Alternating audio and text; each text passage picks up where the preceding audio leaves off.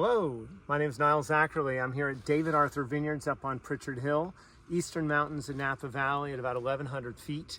We are on the Vaca mountain range as opposed to the Mayacamas, which are the western mountains, so on the eastern side. And we're looking at Sangiovese here going through Veraison. So what Veraison is the berries themselves beginning to color up, and the anthocyanins beginning to color the berries. And also what's happening physiologically is the seeds themselves are starting to harden up. And so as this starts happening, the development of the berry and the sizing of the berry is more or less complete, and we're going to start seeing these seeds start to color up as well. So one of the things we do for quality when we're going through Veraison, usually towards the tail end of Veraison, but even at the beginning or maybe prior to, is we'll go through and drop fruit for the short shoots that don't quite make it up to the second wire of the canopy. So you can see there's the fruiting wire down here, which contains our canes or our cordons, our first wire, and then our second wire. Shoots that only make it up to the first wire tend to have one cluster or no cluster, depending on the vigor of the shoot or how many leaves are on there. So that they tend to get cut and hit the ground. And typically, if we're going to make an impact on this year's vintage and the quality of the fruit, we want to do this as early as possible, especially on these weak shoots. In addition to that, we could also cold harvest even more and cut more fruit off. Although we've learned over the years, depending on the site and the cultivar and the vigor of the vines, you may or may not want to drop too much fruit. But typically you'll see more of an impact on quality if you drop earlier. The timing of the fruit sizing is kind of come to an end. Although once the clusters are fully colored up and we're sugared up, we will see some sizing change as the dehydration starts to occur.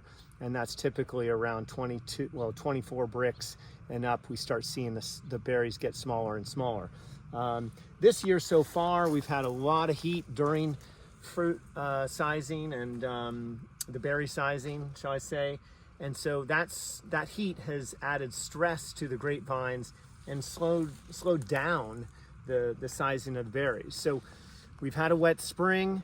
You can see we have a great canopy as you look down the row here. This is a split canopy, quadrilateral cane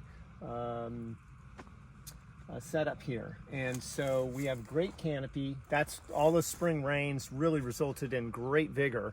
Although, what typically happens in those vintages is we tend to have lower tannin.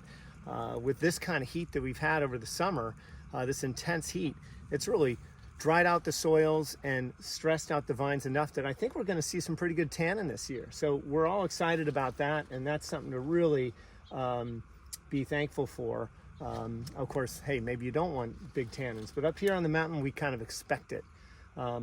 So really looking forward to this vintage and seeing how it progresses. We are getting a little bit of a trough here is the end of July, just about, and it's starting to cool down again.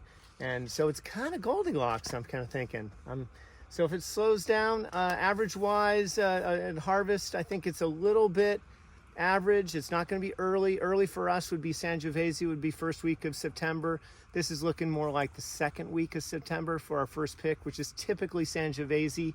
It's the first thing to go through Veraison. It's one of the first varieties to push the buds out. So overall, I think we're looking at kind of an average year. Certainly we'd love to have it stall out and hang a little bit longer. We love hang time. That allows us to get more opportunity to pick the fruit at different intervals and times versus just trying to pick everything at once. So that's ideal. But you kind of Mother Nature gives and we take what we can get. And so hoping this is well, it looks like a great year so far, and we're hoping for something spectacular.